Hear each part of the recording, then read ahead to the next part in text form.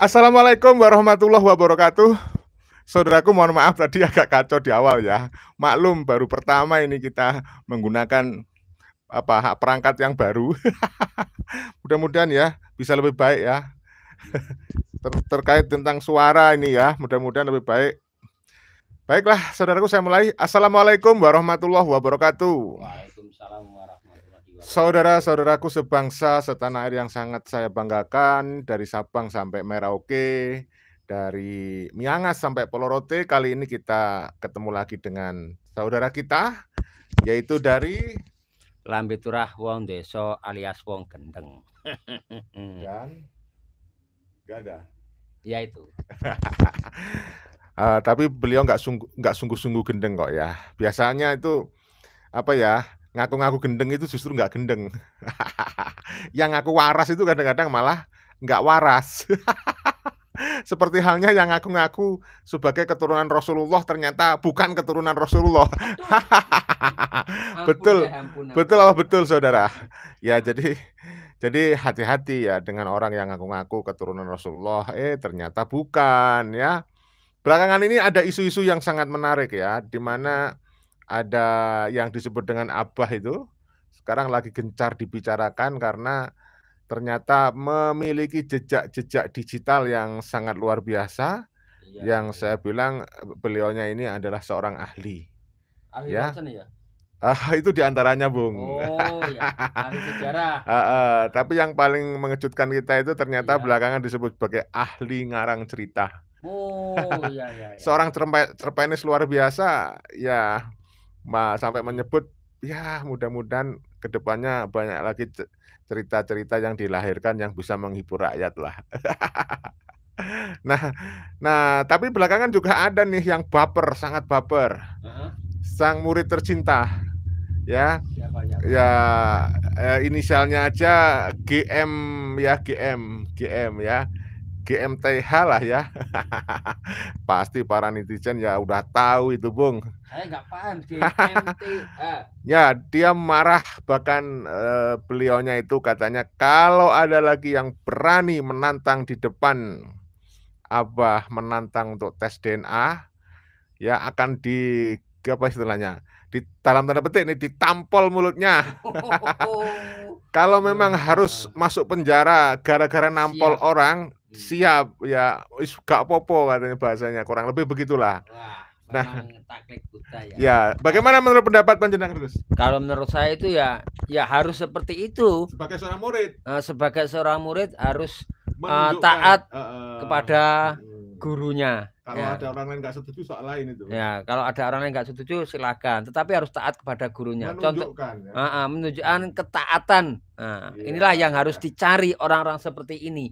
Ya, contohnya kayak kita ini ya, kita nggak taat kepada guru kita, justru marah balik loh. Ya karena kita itu mengabdi kepada kebenaran. Mengabdi kebenaran. Jadi kalau tidak sama apa yang dikatakan, perilaku sama perbuatan, kita singkirkan guru itu. Bahasanya terlalu kasar. Bukan gurunya disingkirkan. Tapi kita yang menyingkir. Kesalahannya yang disingkirkan. Betul, ya, mohon maaf. Tapi kita harus tetap menghormati sang guru. Karena ingat ya, walaupun guru tetap manusia biasa. Al insanu makhluk kota wanisya. Ya, jadi setiap orang itu ya tidak luput dari salah dan khilaf, ya kan? Tetapi bohong tidak boleh diulangi. Cuman kalau kita kan tetap dalam konteks menghormati, Gus, bukan taklid buta, ya kan? Ya kita tetap takzim. Ya, makanya kita menghormati guru kita. Kalau tidak sesuai dengan kebenaran ya kita menyingkir dulu lah, seperti itu ya. Beri kesempatan untuk introspeksi. Beri kesempatan untuk guru kita itu sadar. Kok anak buahku yang saya sayangi, yang saya dombakan, ya, yang sering membantu saya, kok tiba-tiba menyingkir ini apa ada yang salah kepada saya, kan gitu, apa saya salah kepada dia, kan harus introspeksi diri lah gitu ya. Jadi bentuk penghormatan dan penghargaan kita kepada guru ketika guru kita, kita anggap kurang tepat kan kita ngalah ya, ngalih. Lebih baik ngalah. Beri kesempatan beliaunya berpikir. Betul. Bukan kemudian dibela terus. Ya kan? Iya betul, saudara. Padahal faktanya memang benar-benar ada bukti-bukti yang salah gitu ya. Betul. Nah, nanti ketika beliau sudah bisa rendah hati, baru ketika kita ditanya, "Opo kamu?" Baru kita jelaskan, kan gitu. Kenapa kamu kok tiba-tiba menghilang dari mata saya? Nanti kita jelaskan, mohon maaf, ada sesuatu yang mengganjal di dalam pikiran saya, di dalam jiwa saya, karena ada yang tidak cocok dari ungkapan sang guru. Harusnya seperti itu memang ya. Bukan guru itu tingkah pola bener dan tingkah pola kita bila jangan. Ya, itu kan menurut wong gendeng ya. Karena memang namanya guru ya digugu dan ditiru. Tetapi yang dimaksud yang digugu dan ditiru kan ilmunya. Ya kan? Iya, betul. Tapi secara pribadi beliau sebagai manusia biasa punya kelemahan dan kekurangan ya kita maklumi. Jangan kemudian taklid buta. Betul. Sempurna, gak ada kesalahan gitu ya. Iya, lanjut. Begitu. Jadi itu yang kemudian saudaraku yang juga menarik yang belakangan ini banyak dibicarakan orang, itu terkait tentang bisnis makam. Wah, ini lagi-lagi bisnis makam ya. Ini ada yang komentar ke saya Ki. Laporkan saja kalau udah ada buktinya ya. Itu muhibin si cecunguk mereka itu suruh laporkan saja kalau sudah ada buktinya, jangan keluar di medsos ya. Ini kan masih pengumpulan data kan gitu ya. Nah, seperti itu. Jadi ini yang bikin kebakaran jenggot ini cecunguk-cecunguknya gitu loh. Kenapa kok dia mudah kebakaran jenggotnya? Apa ada minyaknya kira-kira jenggotnya? Karena mereka kan berorientasi ke energi api. Sekali lagi energi api sehingga mudah tersulut. Kalau energi api mudah tersulut. Iya, mudah tersulut, mudah menyulut. Mudah tersulut dan mudah menyulut gitu, saudara. Kok bisa punya energi api dari mana itu? Energi api. Energi api karena mereka mengajarkan selalu membangga-banggakan. Nah, kalau energi air itu berbeda. Lihatlah air itu dari atas ke bawah. Selalu memberi penenangan, ketenangan, ya. Jadi ya dingin. Nah, tetapi kalau energi api itu selalu membakar, bukan dari atas ke bawah, tapi dari samping ke samping. Gitu ya. Jadi itu bedanya dengan energi api. Ya, betul. Yang jelas energi api itu membawa efek panas. Kalau energi air membawa efek dingin, itu saudaraku. Mendamaikan itu ya. Kalau ini membawa energi panas. Kalau menurut saya ya panas. Karena setiap orasinya pasti dibumbui dengan hal-hal yang luar biasa ya. Seperti itu saudaraku. Nah, kita jadinya memahami kalau ternyata banyak oknum-oknum yang membuat makam palsu setelah diketemukan bahwa setiap kali ada makam, itu kan tradisi bangsa ini yang suka ziarah makam, itu kan mesti bersedekah, menaruh infak seikhlasnya.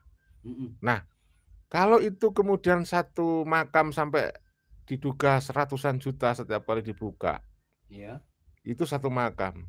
Coba kalau 5 makam, bayangkan hasilnya merupakan bisnis yang sangat menjanjikan. Nah, inilah kemudian susah untuk dihapus kayaknya tentang bisnis permakaman. Nah, gimana Gus? Gini, saya pernah bikin statement kepada saudara-saudara semua, ayo kita bisnis makam yuk, biar makan enak, tidur nyenyak. Ternyata ada netizen yang mengatakan saya siap membangun. Di situ ada netizen, saya siap membangun. Jadi sekitar ada 5 orang atau 10 orang siap mengkoordinasikan itu bisnis makam palsu. Tetapi alhamdulillah tidak terlaksana karena dilarang oleh agama Islam, itu saudaraku. Iya, selain itu kita bolehlah berbisnis mencari orientasi keuntungan ya. Tetapi ya juga nggak boleh kita melupakan nilai-nilai etis ya kan, dan kepatutan ya kan. Lah kalau bisnis makam itu ya jelas secara etika ya banyak orang yang menolak, ya kan?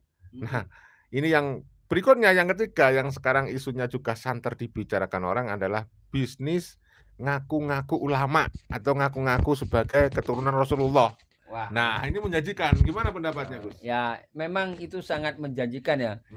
Bisnis mengaku keturunan Rasulullah. Tapi kok tidak ada bisnis mengaku keturunan siapa itu? Enggak. Keturunan Umar Pateh, terus keturunan Osama bin Laden, kok nggak ada bisnis mengaku keturunan Osama bin Laden itu loh. Ya, saya jadi heran. Ya mana mungkin ngaku-ngaku kepada seorang tokoh yang tidak dianggap mulia, ya kan? Tetapi karena yang dicari adalah kemuliaan dunia, logikanya yang dicari adalah ya mengaku kepada orang yang mulia. Akhirnya ngaku sebagai keturunan orang mulia, keturunan Rasulullah. Dan itu kemudian dijual untuk membalut setiap tindakan dan perilaku omongan dia. Gimana, Gus? Betul. Memang kalau mengaku keturunan orang yang mulia, itu kita akan dihargai dan dihormati. Apalagi di Nusantara ini memang budaya menghargai orang lain sangat tinggi. Ya, budaya menghormati, menghargai orang lain itu sangat tinggi. Jadi tingkat husnudonnya luar biasa. Lihat, di negara manapun yang paling aman itu adalah bumi Nusantara. Agama yang paling terbesar di bumi Nusantara itu agama Muslim paling terbesar di bumi Nusantara. Karena apa? Mereka mengedepankan husnudon. Jadi saling merangkul, biarpun agamanya itu berbeda, tetapi saling merangkul. Tidak menjelekkan agama, tidak mengharamkan ABC, tidak. Agamamu ya agamamu, kamu lakukan. Jangan mengganggu agama yang lain. Pasti di situ, karena di sini adalah Bhinneka Tunggal Ika. Jadi saling menghargai. Beda dengan negara sana, ya. Apalagi katanya bangsa Nusantara tidak akan mengenal Muslim kalau tidak dari Yaman. Ini yang bikin membagongkan pola pikir saya. Seakan-akan saya ini dibodohi, apa saya memang bodoh. Nah, seperti itu. Ya. Indonesia atau Nusantara tidak akan mengenal Muslim kalau tidak dari Yaman. Loh, tetapi kenapa Nusantara ya kok damai sentosa? Tetapi kenapa di Yaman yang katanya agama Islam dari Yaman, kenapa kok tidak damai? Seandainya bangsa Yaman bisa mencontoh bangsa Indonesia, bisa meniru tingkah laku orang Indonesia, seperti itu seharusnya. Tetapi ini tidak. Katanya kita mencontoh mereka. Loh, mereka negaranya antah berantah, kok kita mencontoh mereka? Ini goblok apa bintolol? Saudaraku, saya disclaimer ya. Mohon untuk tidak dimasukkan hati ya. Ini kan omongannya wong gendeng ini ya. Jadi hati-hati. Jangan kata wong gendeng ini ya. Jadi kalau dia salah-salah ngomong ya, agama Islam dibilang agama Muslim, ya kita maklumi namanya orang gendeng ya. Sesama orang gila tidak boleh mendahului. Gila nih, gitu loh. Ya. Lanjut. Tapi yang jelas prinsipnya kita adalah kita itu ingin menebarkan kasih sayang, menghibur kalian semuanya dengan dasar kesetaraan ya. Ya kalau kita dianggap lebih rendah dari oknum-oknum itu ya terserah sajalah, tidak apa-apa. Kita orangnya ikhlas saja nerima itu. Yang jelas kita mengkritisi mereka dalam kerangka kita mencintai mereka. Jangan salah paham ya. Iya, kita mencintai mereka karena kita saking sayangnya apabila salah harus diingatkan. Contohnya gini ya, anak kecil ya. Kita menyayangi anak kita. Apabila anak kita salah, pasti kita pukul atau kita jewer. Karena kalau salah dibiarkan maka akan tambah salah. Terjadi tidak baik seperti itu ya. Ya mohon maaf, gendeng ngomongannya tetap gendeng. Ya, terjadi tidak baik. Makanya kalau anak kita sayang ke anak, kalau salah ya ditabok atau dijewer atau bagaimana gitu loh. Ya. Jadi kalau kita sayang Habib, harusnya juga seperti itu, jangan dibiarkan. Habib, kamu salah, ini nggak bener ini. Ya, seperti itu. Itu ada kuncen kira itu komentar tuh, jangan takut Gus. Oh iya, takut jangan. Takut jangan Gus. Siapa yang dipanggil Gus? Anda ya? Jadi kita semuanya membuat ya semuanya kita panggil Gus karena kesetaraan lah ya. Gimana? Setuju? Kalau saya agak bingung dipanggil Gus ini. Kenapa bingung? Kalau saya dulu di pesantren masuk apa waktu masih ngaji ya panggil Gus. Waktunya dahar, nggih. Tapi kalau sekarang sudah nggak ngaji ya jangan dipanggil Gus. Le Kang, wae mangan. Tapi yang pasti memang kalau kita bicara tentang pondok pesantren itu memang umumnya kiai-kiai Nusantara itu memanggil santrinya Gus, semuanya Gus. Ada yang Kang, Mas. Yang jelas itu adalah panggilan-panggilan yang benar menghargai, memuliakan. Jadi bukan malah menganggap kita itu lebih rendah kayak inlander misalnya ya. Lalu ahwal gitu misalnya ya. Nah, itu kan juga populer sekarang.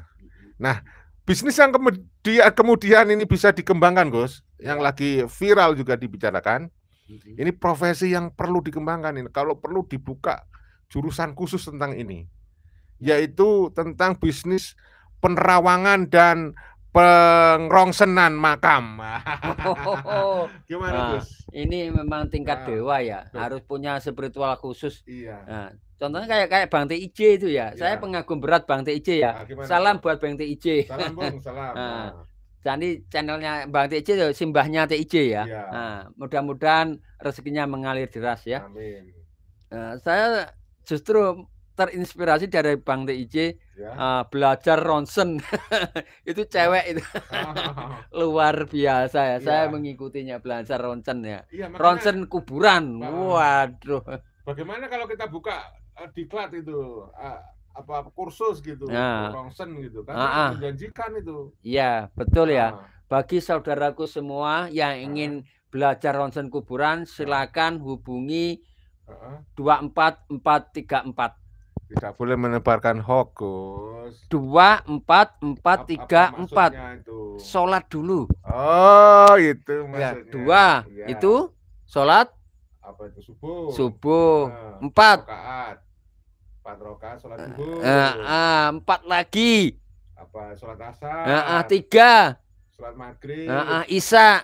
4 rakaat. Jadi 24434 dulu. Silakan hubungi ini dulu. Nah, seperti itu hoax apa tidak?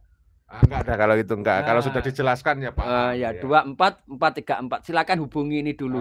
Nanti Anda akan mendapatkan wahyu di situ ya. Akan mendapatkan petunjuk. Insya Allah akan mendapatkan petunjuk untuk menjadi peronsen sejati. Bagaimana kalau setelah itu enggak bisa tetap? Ya harus.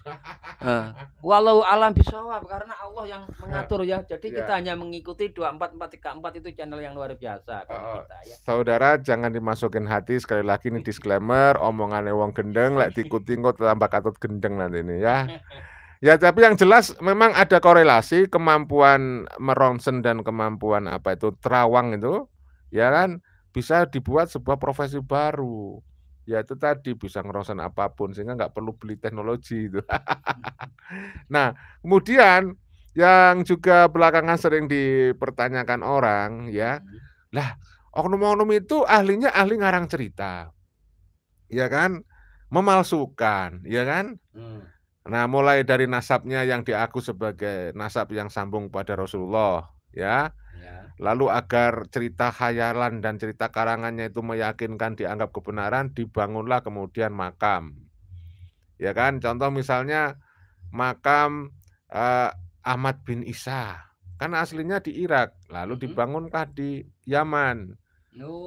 Ya kan. Nah, kalau sekali beliau saja ada makam palsunya, apalagi tokoh-tokoh di Nusantara yang mereka itu pengen banget kayaknya diaku sebagai orang yang berjasa ke Nusantara. Maka menjadi hal yang biasa, lalu kemudian oknum-oknum ini memalsukan. Bagaimana menurut pendapatmu, Gus? Nah, ini kalau kita menurut agama ya, nah, menurut agama itu memang diharamkan dan tidak boleh. Ya, jelas ini dilarang oleh agama. Tetapi kebanyakan gini saya mendengar ya, berbohong tidak apa-apa tetapi demi kebaikan. Ya akhirnya seperti ini. Berbohong tidak apa-apa tetapi demi kebaikan. Enggak ada yang namanya bohong itu baik, itu enggak ada sebenarnya. Bohong tetap bohong. Karena ada unsur apa menipu. Nah, kalau menipu itu baik, bagaimana akhirnya keselanjutan generasi kita? Nah, kalau penipuan selalu digalakkan, selalu ditimbun dengan atas nama kebaikan, dengan atas nama agama, ya, atas nama kelompok. Ini namanya penjahat berjubah agama. Akhirnya larinya ke situ. Ya, pembohongan publik. Ya, ini yang dilarang. Itu. Jadi ciri-ciri orang yang berkhianat itu apa? Nah, dipercaya tidak bisa ya. Tidak bisa menepati ya. Terus bicaranya selalu tidak sama dengan kejadian. Ini namanya munafik. Apa munafik itu dibolehkan sama agama Islam? Ya tidak boleh. Lah, kalau munafik tidak boleh, kenapa digaungkan oleh mereka pembohongan demi pembohongan? Tapi kan mereka itu menganggap orang suci, di dalam dirinya mengalir darah Rasulullah, genetika Rasulullah. Ya kan masih hanya anggapan saja, tetapi tes DNA gimana akhirnya? Ya jelas mereka ketakutan karena akan terbongkar keasliannya. Nah, makanya itu yang namanya munafik ya harus dilibas. Yang namanya munafik harus diingatkan. Kalau sudah ingat ya harus disadarkan. Kalau nggak sadar ya bagaimana, itu sudah terserah mereka yang dekat dengan si dia. Seperti itu, saudaraku. Ya, jadi intinya mereka itu kenapa ya kok nggak takut-takutnya tiba-tiba ngarang-ngarang cerita gitu. Padahal ya dia itu salah prediksi, salah perkiraan. Terbukti ini adalah sebagai bukti terawangan mereka salah ya. Terawangan oknum-oknum itu jelas salah. Mereka nggak menduga pada akhirnya bangsa kita itu tahu kalau dibodohin. Iya. Ya kan? Nah, jadi berarti kan mereka salah, terbukti lagi kalau mereka bukan keturunan Rasulullah. Karena apa? Ngaku-ngaku keramat, ya kan? Ternyata dia nggak sehebat yang kita bayangkan. Bahkan yang berikutnya ini yang sekarang viral itu yang namanya jenderalnya, apa itu dikatakanlah jenderalnya umat Islam katanya, klaimnya mereka tuh, ya kan? Siapa itu? Nah, ada pokoknya itu yang belakangan viral. Katanya dia menyelamatkan santrinya sampai menyelam di laut 50 meter. Ya. Hebat, iya. Coba dengar nggak beritanya tuh? Nah, itu saya mendengar ya bahwa sang jenderal ini menyelamatkan santrinya sampai kedalaman 50 meter. Masuk akal. Ya, akalnya di mana ya nggak tahu. Ya, saya aja masuk kedalaman 15 meter, telinga ini sudah nging, sudah nging, berdengung. Itu baru 15 meter saya, nggak kuat napas saya. Lah ini bisa 50 meter. Astagfirullahaladzim, hebatnya luar binasa. Mohon maaf ya, bukan luar binasa tetapi luar biasa itu ya. Iya, kalau dia membawa peralatan selam ya. Nah, kalau membawa peralatan selam ya bisa jadi. Tapi kalau ilmu kesaktian kayaknya kita nggak percaya deh kalau dia sakti ya. Iya, mungkin kalau ditambahi bumbu halus sih nggak apa-apa dah. Karena kebohongan demi kebaikan. Padahal tadi kebohongan itu nggak boleh. Namanya munafik, tetapi kok kebohongan demi kebaikan ini loh yang bagaimana ini? Saya jadi bingung saya ini. Nah, jadi kalau begitu karena fakta-fakta yang demikian itu nyata adanya, maka janganlah salahkan orang kalau kemudian orang itu menduga, wah ini kayaknya bukan keturunan Rasulullah, saudaraku, tapi keturunannya ahli ngarang bebas. Oh ya, memang di tingkat SMP ya. Dulu waktu sekolah tingkat SMP itu prosa ya, karangan bebas. Ini memang harus digalakkan, pengarang-pengarang bebas ini dikumpulkan ya terhadap anak-anak tingkat SMP ya. Jadi suruh mengarang cerita bebas atau prosa ya. Nah, setelah itu dikumpulkan, dibaca di depan kelas. Itu waktu dulu saya mengarang prosa ya. Ternyata di sini pun sekarang terjadi pengarangan bebas, karang bebas ya. Memang luar biasa. Saya takjub, saya bangga. Nah, pengarangan ini saya anggap masuklah 75% ya. Masuk sudah. Nilainya hampir 80% tapi masih 75% prosanya gitu, saudaraku. Makanya sebenarnya yang kita harapkan ya, kalau siapapun mengaku ulama, ya udah tekuni ilmu agama. Nggak usah kemudian menekuni ilmu ngarang cerita. Jadi akhirnya orang kan nggak percaya dia ini benar-benar ulama atau seorang yang profesinya ngarang cerita. Sastrawan apa ulama begitu ceritanya kemudian. Apalagi yang mengarang cerita tentang siapa ini? Hasan bin Toha. Ya. Wah, gimana tuh? Ini memang tapi ditentang oleh sejarah ya. Sejarawan hanya manggut-manggut saja. Isinya apa karangannya? Masih ingat nggak, Gus? Saya lupa sih, karena itu ada di YouTube ya, di channel kita, channelnya siapa saya kurang paham. Jadi ini orang yang kita muliakan, mengarang tentang Habib Hasan bin Toha sampai berguru kemana ya. Saya nggak mengikuti karangan cerita karena ada yang ketawa, jadi saya diem itu loh. Berarti ada yang diketawakan, berarti ada yang menyelit di hatinya, jadi ketawa. Sudah seperti itu, akhirnya saya berhenti mengikuti karangan bebas itu. Yang jelas mereka salah menduga, dikirain semua orang kita itu tidak akan ada yang tahu kalau itu sebuah cerita hanya karangan bebas. Kan gini ya. Bangsa Indonesia itu adalah bangsa yang senang kepada cerita. Cerita-cerita rakyat.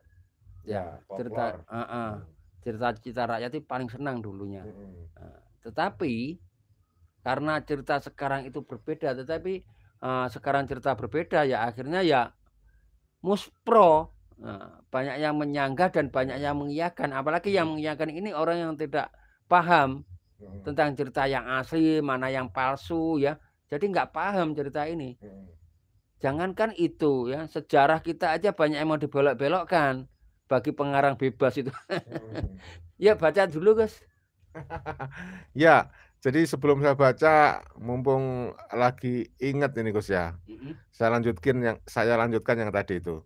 Jadi mereka itu benar-benar salah duga.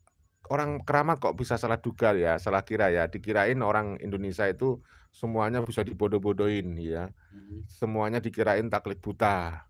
Dikirain semuanya mengkultuskan mereka. Dikirain semuanya memberikan fanatisme berlebihan pada mereka.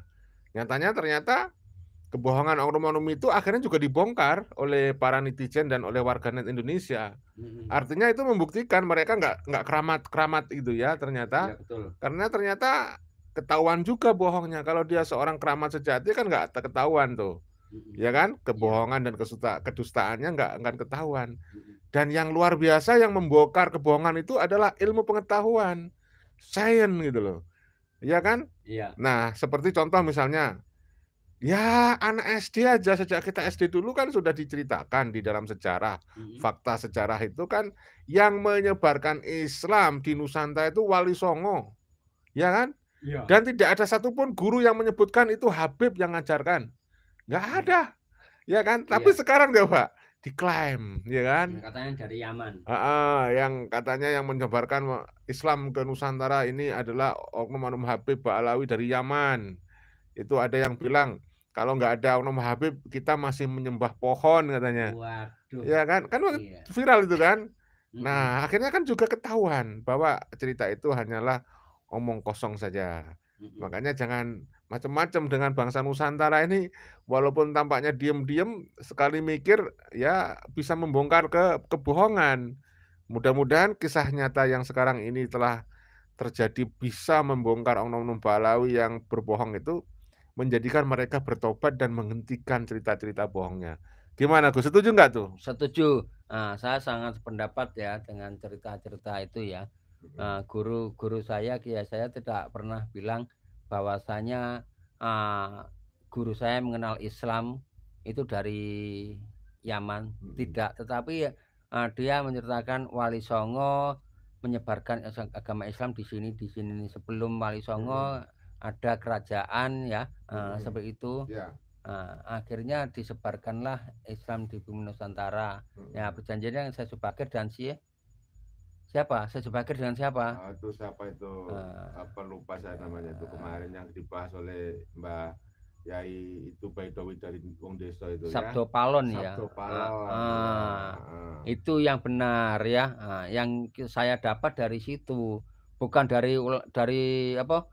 Yaman ya. Yaman datang ke sini katanya mencetak ulama dan kiai. Nah, sebelum Yaman ke sini, di sini sudah ada ulama dan kiai. Jadi pembelokan sejarah yang luar biasa ya. Oke, silakan dibaca komentarnya. Iya. Saya nggak begitu jelas, Gus. Coba dibaca, Gus. Yang jenengan yang bisa jelas, Gus. Apa itu? Yang rusak peradaban itu Habib Bu Bohongnya berjamaah. Oh. Iya, Habib bohongnya berjamaah Ke ya. atas atau ke bawah ini? Masuk Gus Aing dukun ti Banten. Gus Aing dukun ti Banten. Dukun ti Banten. Oh, siap gitu. Gendong Kiai Imat atas setuju perjuangan Imat, hidup Kiai Imat. Oh, Kiai Imaduddin Usman ya. Kiai Imaduddin Usman Al-Bantani. Lagi, atas. Ketemu tapi Mas Bro. Apa itu? Lanjut, gaungkan kebenaran, Mbah. Mbah, leluhurmu lebih cerdas.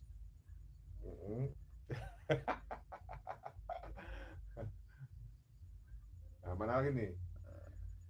Jelas nggak tuh? Aku nggak ketok itu. Nah. Ya, apa itu? Ya, apa menilai apa itu, Mbak? Ada setan, Mbak? Ada jin, Mbak? Nggak jelas ya? Nggak jelas. Nah, coba punya saya dulu ya.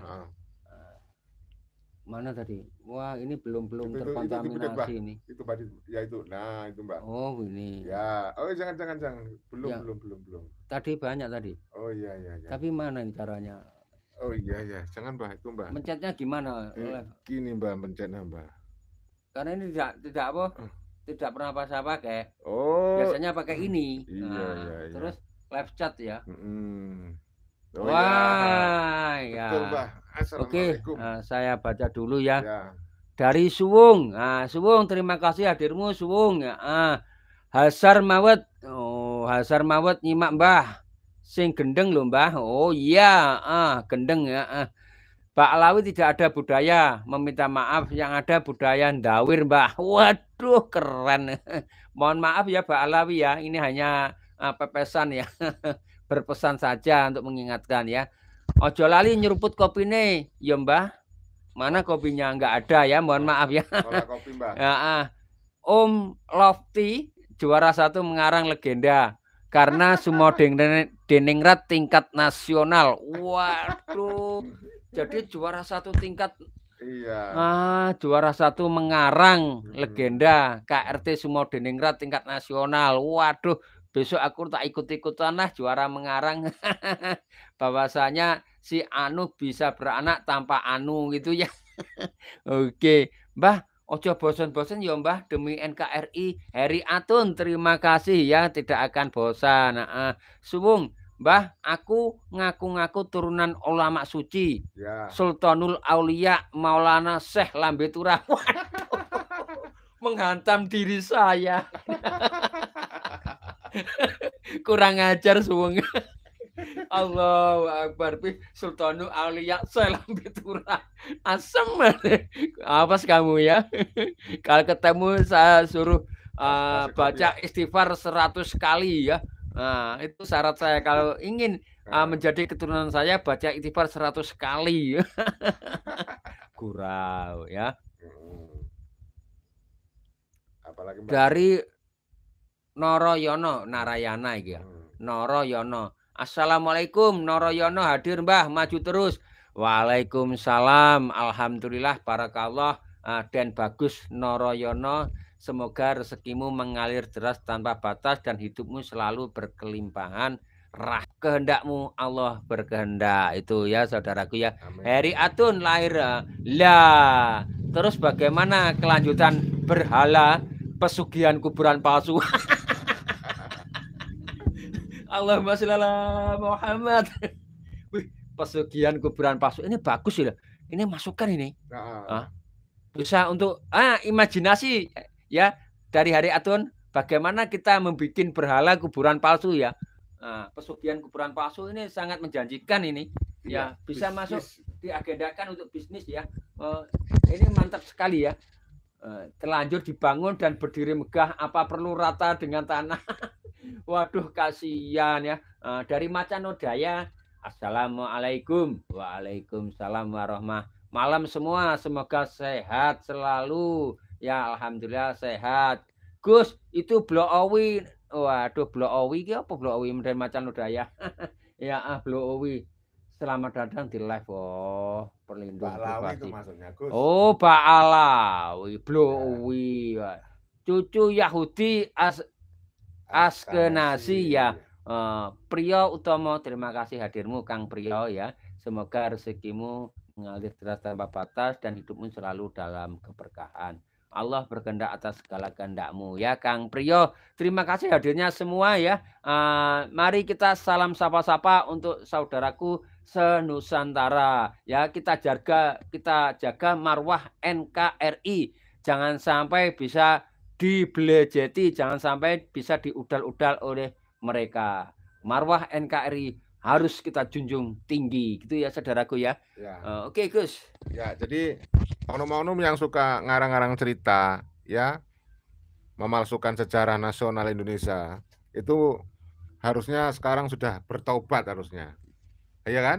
Iya. Kenapa? Ternyata kehebatan dia bisa ditelanjangi oleh orang-orang awam, bahkan orang gendeng seperti orang di samping saya aja bisa mengetahui itu. Betul lah, betul. Insya Allah berkat penemuan mata indera saya ya, bukan mata batin tapi mata indera saya ya. Mata indera ya ini loh, ya wong ganteng ya. Mata indera beda dengan mata batin, tapi mata indera saya itu ya bisa menemui. Iya. Jadi cerita mereka itu Gus ya, cerita mulai dari yang ditulis oleh Habib Ali Sakron ya, yang menulis kitab Al-Buruqah dan seterusnya itu, sampai pada generasi Habib yang sekarang itu, yang kemudian isi ceritanya kan menceritakan yang namanya keramat-keramat mereka itu kan ya. Nah sekarang kan sudah terbukti dia sudah tidak keramat lagi.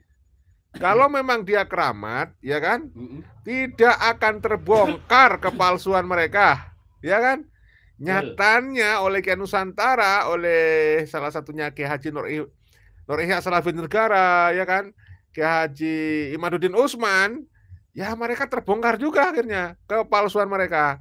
Ini juga bukti bahwa mereka itu bukan orang yang pantas untuk dikeramatkan, ya kan, karena mereka ternyata bisa juga dibongkar kepalsuannya. Nah, makanya kalau ada oknum habaib yang sering ngomong, ketika kemarin kan ada tuh yang oknum meninggal dunia tuh, lalu si yang namanya jenderal, ngaku jenderal umat Islam itu mendoakannya itu gini, mudah-mudahan ketemu dengan kakeknya Nabi Muhammad SAW, ya. Nah, ini kan mereka sangat pede sekali. Ya mana dia ngaku-ngaku kakeknya, ya Rasulullah diaku kakeknya, padahal dia keturunan yang ngakunya kalau bener tuh, tapi kan nyatanya palsu. Keturunan sampai 38, 30, 40 gitu loh. Padahal kan yang namanya kakek lalu ke cucu itu kan cuma 3 generasi. Ya kan? Maka yang pasti keturunan Rasulullah cucunya ya Husain, ya kan? Hasan kan gitu. Sayyidina Husain, Sayyidina Hasan kan gitu.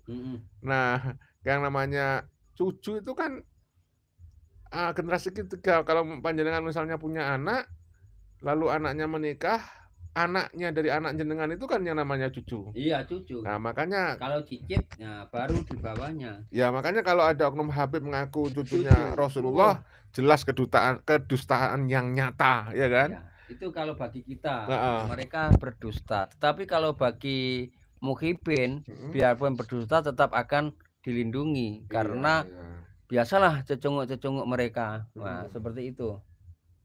Jadi mereka paling sempurna, paling benar gitu kan? Betul.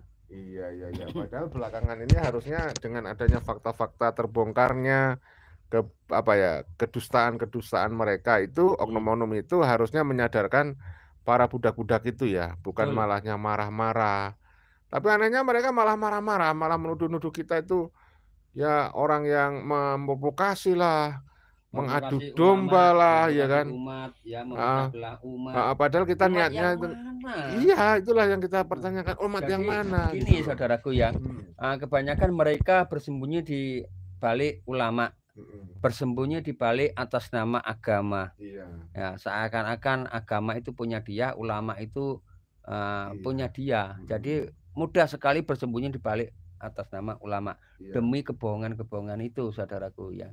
Makanya ada anggapan orang bilang penjahat berjubah agama.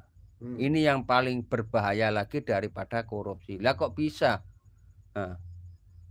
Lah kok bisa, saya jadi bingung. Penjahat berjubah agama lebih berbahaya daripada orang-orang korupsi. Apa kira-kira alasannya itu? Nah, saya juga bingung, kok bisa penjahat berjubah agama lebih berbahaya daripada orang korupsi. Nah, sehingga saya beranggapan gini, mudah-mudahan anggapan saya ini salah ya. Nah, kalau orang korupsi itu hanya sebagian. Tidak semua orang melakukan korupsi. Mungkin hanya untuk keluarga mereka. Nah, tetapi kalau penjahat berjubah agama, garis keturunannya pun juga akan menjadi penjahat mengatasnamakan agama, sehingga melibatkan generasi ke generasi, melibatkan pengikutnya dari generasi ke generasi. Akhirnya inilah yang dikatakan paling berbahaya, apalagi dengan ada statement merampok lebih mulia daripada mengemis. Nah, jadi artinya yang dimaksud berbahaya itu Gus, kalau mereka itu kemudian diikuti oleh pengikut-pengikutnya ya, ajaran-ajaran dan perilaku sesatnya gitu ya. Iya, betul. Lalu itu diteruskan oleh generasi-generasi berikutnya. Akhirnya menjadi dosa jariah gitu ya. Karena ini sebenarnya kan bukan kebenaran, tetapi pembenaran. Dianggap benar. Pembenaran. Nah, berarti segala sesuatu dianggap benar. Karena dalam kelompok itu nggak ada yang menyangkal gitu loh. Nggak ada yang berani. Nggak ada yang berani. Takut masuk neraka. Takut kualat. Kok orang gendeng nggak takut kualat dia? Oh, kalau orang gendeng itu lolos katanya. Ya, nggak usah mikir ngono, bro. Oke, bro. Kok nggak takut dilaknat mereka tuh? Nah, kalau saya takut kepada Allah ya. Nah, kalau mereka itu hanya manusia sama-sama makan, kecuali kalau mereka itu makan besi, makan batu, makan beling, baru saya takut. Berarti dia bukan manusia ya? Iya, dia bukan manusia. Tetapi mereka kan makan nasi, ingin tidur di ranjang, ingin merasa enak dan nyaman, kan itu sama dengan saya. Saya juga ingin merasa enak dan nyaman. Kalau makan saya nasi, dia pun juga akan nasi. Nah, itu sama-sama manusia. Tapi kalau saya makan nasi, dia makan besi, wah, saya kabur ya. Gus, dibalik canda tawa kelakar jenengan, sebenarnya yang paling pengen jenengan perjuangkan itu apa sih? Yang paling saya perjuangkan itu adalah kebenaran yang berada di mata saya. Ya, kebenaran yang berada di mata saya dan di otak saya. Karena bukan pembenaran tetapi kebenaran. Kalau mereka menuduh wong gendeng melakukan hoak, terserah.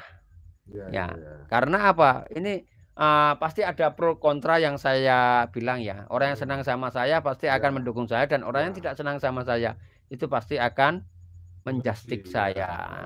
Seperti itu. Itu memang sudah lumrah. Sesama orang gila tidak boleh gilani. Syaratnya itu doang. Tapi yang pasti yang kelihatan nyata itu jenengan benar-benar nggak ada takut-takutnya lah sama Oknum Habib ini. Padahal yang lain pada takut lah. Oh, begitu ya. Saya heran itu sebenarnya. Ya? Kenapa ada keramat apa sebenarnya?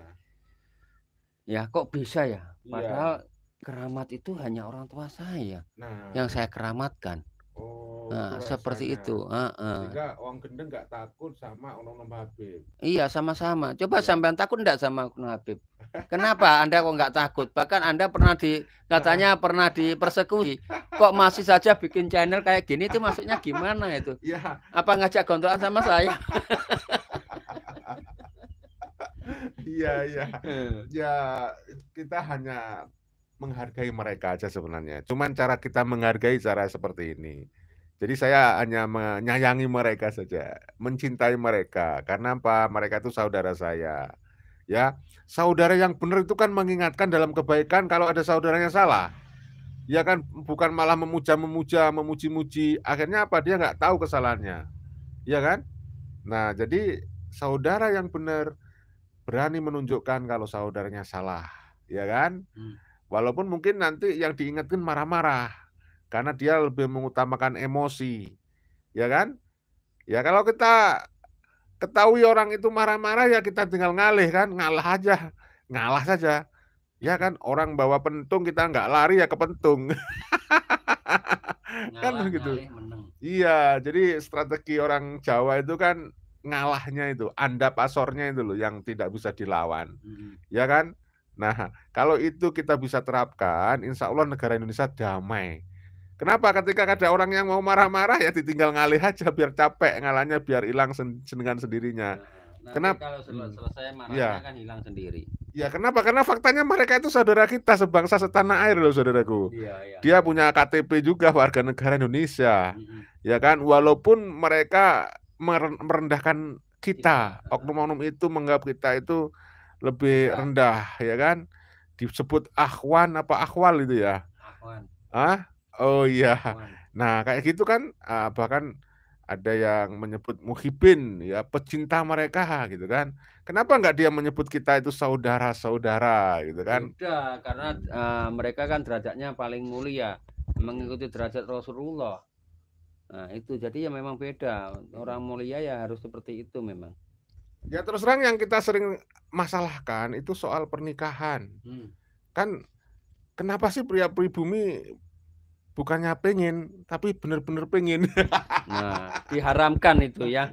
Nah, kalau menikahi syarifah itu diharamkan, bahkan sholatnya tidak diterima, bahkan dikatakan kiai tai katanya ya. Dianggap berzina. Berzina. Ini memang luar biasa ya. Kalau menurut saya lihat terus di mana letak keadilan. Katanya Allah Maha Adil. Nah, itu hanya pertanyaan saya. Katanya Allah Maha Adil, di mana letak keadilan itu? Ya itu, mungkin mereka bisa menjawab ya alhamdulillah. Iya. Jadi intinya dari perbincangan kita ngalor ngidul, bulat-bulat, muter-muter, intinya ingin menunjukkan bahwa mereka itu terbukti bukan sebagai keturunan Rasulullah, ya kan? Dia hanya ngaku sebagai keturunan Rasulullah, karena nyata-nyata dia tertolak secara saintifik berdasarkan kajian kitab nasab, kitab sejarah, filologi, kajian perilaku, kemudian tes genetika. Nah, kalau dari kitab nasab udah jelas. Yang namanya Habib Ali Sakron yang meninggal pada 895 Hijriah itu nyata-nyata dia itu bukan seorang ahli nasab, tapi seorang yang ngaku ulama, ngaku sufi. Ya. Lalu dia itu ngaku pewaris Nabi. Yang sebenarnya pewaris Nabi secara ideologis, lalu biar tambah mulia dia ngaku sebagai pewaris Nabi dalam konteks biologis, bukan ideologis gitu. Akhirnya ya namanya keturunannya ya seneng kakeknya mewarisi kepalsuan itu. Karena kakeknya udah ngomong kita ini adalah keturunan Rasulullah. Ya udah keturunan mereka dari satu generasi ke generasi berikutnya akhirnya ngaku-ngaku sebagai keturunan Rasulullah. Awal mula dari siapa? Ya ini si biang kerok. Nah ini menurut kita Habib Ali Al-Sakron itu yang memunculkan nama Ubaidillah. Nah, Ubaidillah ternyata menurut kajian ilmu nasab, filologi, sejarah, Ubaidillah ini bukan tokoh historis, tapi Ubaidillah ini tokoh fiktif. Nggak ada dia, hanya diadakan, ya itu tadi, karangan, cerita saja, ngarang-ngarang cerita aja dia. Gitu. Sehingga kalau sekarang ini oknum Habib pinter ngarang cerita, ya wajar itu memang kebiasaan dan itu kayaknya diwariskan dari leluhur-leluhurnya.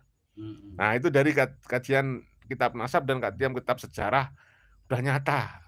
Mereka itu leluhurnya itu tokoh fiksi.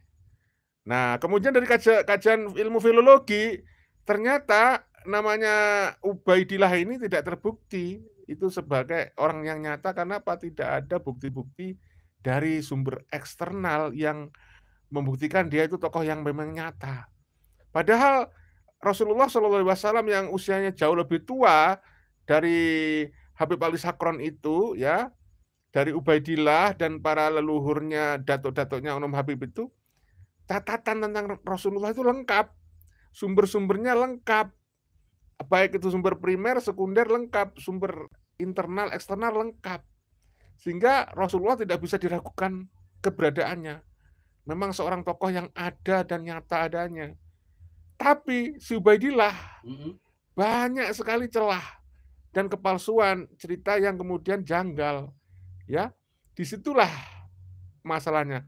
Seandainya tokoh-tokoh kakek-kakeknya, leluhurnya, datuk-datuknya dari Bani Alawi ini nggak ada masalah, ya nggak akan ada masalah. Kalau memang nyata benar asli ya nggak akan ada masalah. Seperti halnya Rasulullah, semua orang akan mengakui, bulat pasti, ya kan? Iya. Nah, dengan adanya polemik ini nyata-nyata ini benar-benar mereka itu palsu. Kenapa? Karena yang mengakui itu hanya dari golongan mereka tok. Iya, dari gerombolan mereka ya. Iya, itu masalahnya. Nah, kemudian secara tes DNA, ternyata setelah diuji ada tes DNA isinya mereka itu adalah haplogrupnya G. Iya, bukan J. Bukan J gitu loh. Iya, Itulah iya. yang kemudian kita akhirnya berpikir secara ilmiah, oh iya ya, ternyata ilmuwan-ilmuwan seperti Dr. Sugeng Sugiharto, ahli nasab seperti Ki Haji Imaduddin Usman, Ki Haji Nur Ihya Salahuddin Negara, seorang filolog ilmu filologi yaitu Dr. Menasem Ali, ternyata benar ya gitu loh. Sehingga orang awam kayak saya nggak punya alasan untuk tidak mempercayai sains, tidak punya alasan untuk tidak mempercayai ilmu pengetahuan gitu loh. Iya, iya. Dan saya tidak punya alasan untuk mempercayai orang-orang Habib. Kalau dia benar-benar keturunan Rasulullah, kan ternyata dia tertolak secara saintifik. Nah, makanya kalau kita itu seorang yang memang beragama, belalah agama ini dengan akal sehat dan logika akal sehat. Ya, bukan hanya dengan doktrin-doktrin yang menyesatkan. Nah, yang dikhawatirkan oleh Gus Fuad adalah jika orang-orang semua anti sains, nggak percaya ilmu, lebih percaya ke doktrin, khawatirnya seperti di zaman kegelapan. Di mana pada waktu itu dominasi dari Katolik Roma ya yang punya doktrin ya bahwa misalnya bumi dikatakan datar, ya kan? Nah, sehingga ketika ada Galileo muncul, Galileo menemukan dengan Kopernikus bahwa bumi ternyata bulat. Ternyata yang menjadi pusat tata surya adalah matahari. Ternyata bumi itu mengitari matahari. Itu bid'ah-bid'ahkan oleh Katolik Roma, oleh Kristen, oleh gereja. Akhirnya Galileo dihukum, diinkuisisi, diadili, saudaraku. Nah, kenapa? Sekarang akhirnya setelah terbukti, wah ternyata dari doktrin gereja yang salah. Apa akibatnya? Gereja ditinggalkan. Ya, banyak orang trauma percaya kepada agama itu. Oleh karena itu, kita jangan sampai membiarkan oknum-oknum ini yang menggunakan doktrin mencari pembenaran. Ternyata dia salah. Kalau itu dibiarkan, nanti Islam akan rusak dari dalam. Betul. Jadi oknum-oknum ini bisa merusak agama Islam dari dalam. Dan termasuk mengaku sebagai keturunan Rasulullah, ternyata menurut kajian perilaku mereka hanya pinter ngarang cerita. Ya kan? Omong kosong doang. Ya kan? Memalsukan kuburan. Lalu memalsukan tokoh-tokoh nasional diba'alawikan. Iya. Para pahlawan diaku sebagai keluarga mereka. Nyatanya bukan. Ya kan? Nah, perilaku-perilaku yang seperti itu akan bisa merusak nama baik Rasulullah.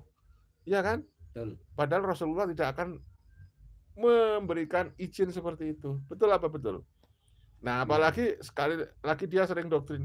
Kalau kepengen tahu Rasulullah, lihatlah wajah Habib-Habib. Ya kan?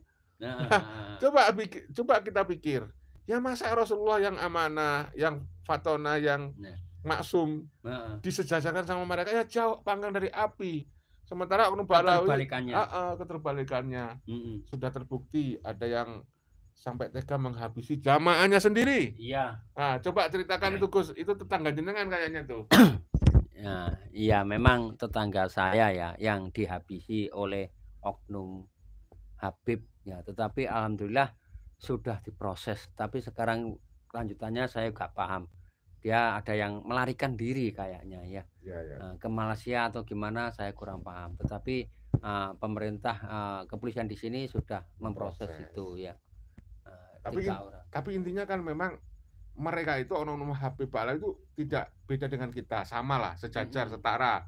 Ada yang baik, ya kan? Kita juga gitu, ya kan? Ada yang kurang ajar tadi, ya kan? Kita juga gitu. Artinya mereka itu manusia biasa kayak kita. Nggak usah mengkultuskan mereka. Betul. Nggak usah takut buta mereka. Nggak usah takut dilaknat oleh mereka. Iya. Mereka bukan pemegang kunci surga dan neraka. Nah, disitulah wong gendeng akhirnya juga tidak takut. Ya seperti itu ya. Kalau mereka pegang kunci neraka ya pegang kunci surga, kenapa dia tidak masuk surga? Iya. Itu kan ya. Bagi pikirannya wong gendeng, kenapa mereka masih di Nusantara? Kok tidak masuk surga semua? Itu kalau kita secara dalil, dalil. Yang lucu itu ada oknum Habib katanya ceritanya Oknum Habib itu, para Oknum Habib datang ke Nusantara itu katanya berdarah-darah, membawa ekonomi ya, membawa bekal untuk diberikan kepada pribumi, padahal mereka datang ke Nusantara untuk kerja. Ya kan? Dia kan TKA, ya, bukan berdarah-darah membawa bangsa. Waduh, ini penipuan secara mutlak ya. Tetapi ya itu perang apa ya? Perang asumsi. Mereka berdarah-darah, tetapi kalau bumi Nusantara menyangkal bagaimana? Bawanya kamu datang ke sini bawa apa? Kamu di sini kan jongos, ya jongos dari Belanda, sehingga merasa nyaman dan aman. Taktik Belanda dikembangkan. Di sini akhirnya kita diadu domba. Itu kenanya kita, yang kena kita sendiri, karena kita memang masih apa ya, husnudon. Dengan husnudon ini akhirnya di belakang hari ya terbongkar ya itu engkel-engkelan kayak gini sekarang. Jadi masalah nasab tidak bisa dihentikan, tetapi haruslah diselesaikan secara tuntas sampai ke akar-akarnya. Ya. Caranya gimana, Gus? Caranya selesaikan, dibawa ke meja hijau. Ya, tetapi ini memang internasional. Jadi kalau di sini ya dibawa di meja hijau aja. Itu jadi di sidang sudah.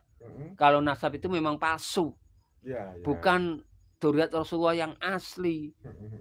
Seperti itu ya, sampai ke akar-akarnya supaya apa? Tidak mendoktrin lagi. Bagaimana caranya setelah didata semuanya, akhirnya yang katanya apa? Punya ilmu bisa mendatangkan hujan atau memadamkan api neraka ya.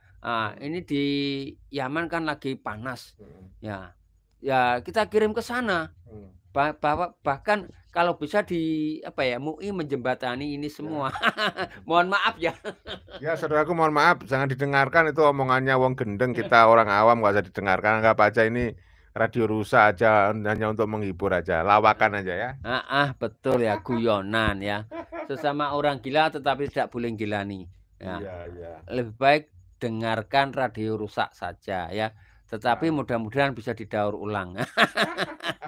Ya, itu kata Bante IJ seperti itu, saudaraku. Ya. Jadi intinya kita yang penting sekarang saling menghormati perbedaan ya. Ya, betul. Karena faktanya sekarang sudah tidak seperti dulu. Kalau dulu kan semua orang hampir semua orang lah ya.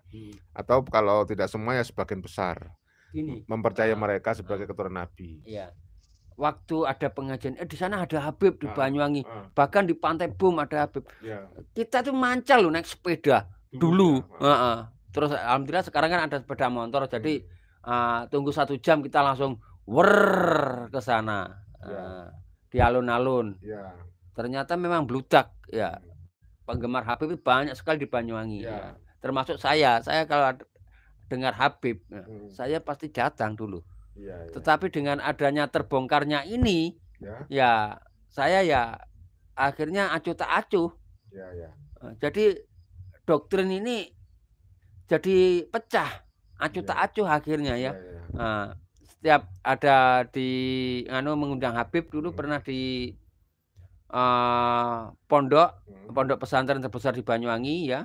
Bagian selatan itu kan mengadakan pengajian ya.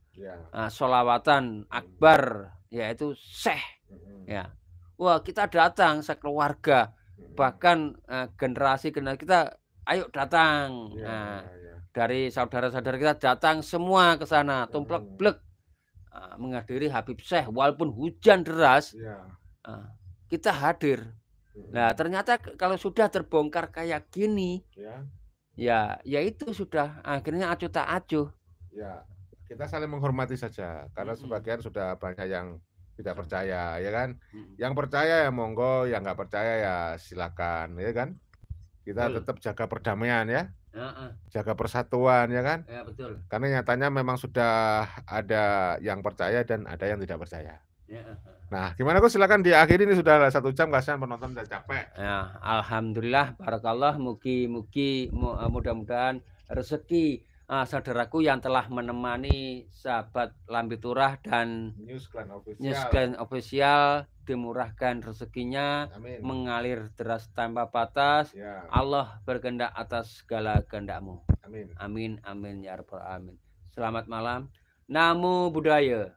Om Santi Santi Santi Om. Salam sejahtera, salam kebajikan. Rahayu Rahayu Rahayu Sagung ing dumadi. Assalamualaikum warahmatullahi wabarakatuh. Waalaikumsalam warahmatullahi wabarakatuh. Merdeka!